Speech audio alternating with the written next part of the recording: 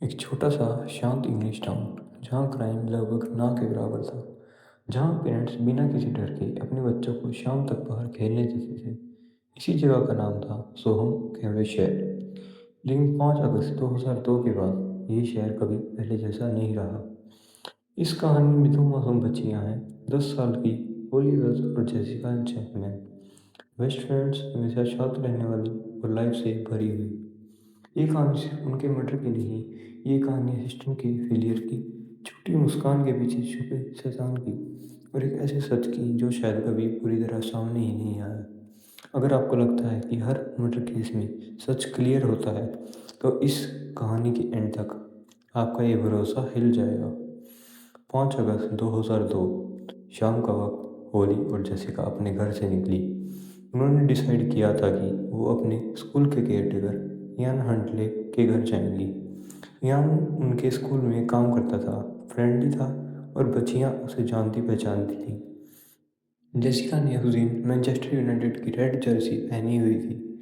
उस वक्त किसी को नहीं पता था कि ये जर्सी आगे चलकर इन्वेस्टिगेशन का सबसे इम्पोर्टेंट क्लू बन जाएगी। सीसीटीवी फुटेज में दोनों लड़कियां यान हटले के घर की तरफ जाते हुए क्लियरली दिखती हैं। उसके बाद दोनों को कभी जिंदा नहीं देखा गया। जब शाम हो गई और बच्चियां घर नहीं लौटी, पूरा सोहम अलर्ट हो गया। पेरेंट्स घबरा गए, पुलिस को इन्फॉर्म किया गया, सर्च ऑपरेशन शुरू हुआ। पूरा शहर सड़कों पर था। फिर 13 अगस्त 2002 को सोहम से करीब 10 माइल दूर लेकिन हेथ एयरबेस के पास बीच में दो बॉडीज मिली। पूरा ब्रिटेन शोक में चला गया। यहाँ से एक बड़ा सवाल उठा, अगर सेक्सुअल असॉल्ट नहीं हुआ तो फिर मर्डर क्यों? पुलिस का फोकस अब सिर्फ एक ही नाम पर आ गया, यान हंटले। जब उसका बैकग्राउंड चेक किया गया तो एक के बाद एक शॉकिंग बातें सामने आई। यान पर पहले भी मल्टीपल रेप एलिगेशन लग चुके थे। अंडरएज गर्ल्स के साथ इनअप्रोप्रिएट बिहेवियर की कंप्लेंट्स थी, और सबसे डिस्टर्बिंग बात, वो अलग अलग जगह फेक आइडेंटिटी यूज़ करता था। सवाल ये था, इतना डेंजरस आदमी स्कूल में केयरटेकर कैसे बन गया? यहाँ सिस्टम का में एक और करेक्टर है, मैक्सिन कार, यान हडले की गर्लफ्रेंड। मैक्सिन ने पुलिस को स्टेटमेंट दिया कि जिस वक्त लड़कियां गायब हुई यान उसके साथ था, यानी एक परफेक्ट लिवी।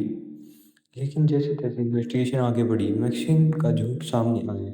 उसने एक्सेप्ट किया कि, लेकिन जैसे जैसे इन्वेस्टिगेशन आगे बढ़ी, मैक्सिन का झूठ सामने आ गया।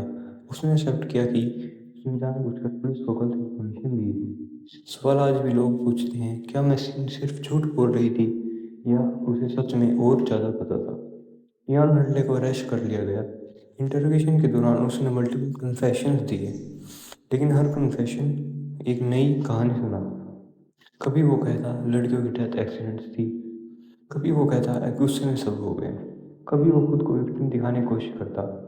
साइकोलॉजिकल एक्सपर्ट्स कहते हैं जो लोग हैबिचुअल लायर्स होते हैं उनकी स्टोरीज कभी कंसिस्टेंट नहीं होती। इस केस में भी वही हुआ। मीडिया का प्रेशर दिन ब दिन बढ़ते गया।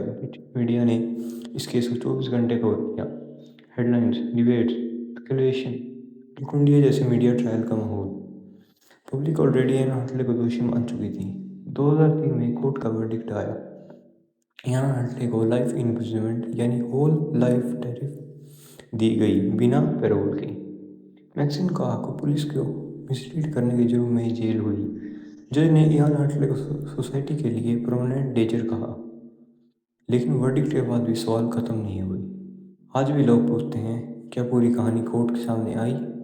क्या सिर्फ एक ही आदमी नूर था? क्या पुलिस ने प्रेशर में आकर जल्दी कंक्लूजन निकाल दिया? सो मर्डर हमें एक कड़ी सच्चाई सिखाता है। कभी कभी जस्टिस मिल जाता है, लेकिन सच सामने पूरा नहीं आ पाता। आपका इस केस पर क्या ओपिनियन है? क्या आपको लगता है वर्डिक्ट बिल्कुल सही था? अपनी राय कमेंट में ज़रूर बताएं। अगर वीडियो इन्फॉर्मेटिव लगा हो तो लाइक करें, शेयर करें और चैनल को सब्सक्राइब करना ना भूलें।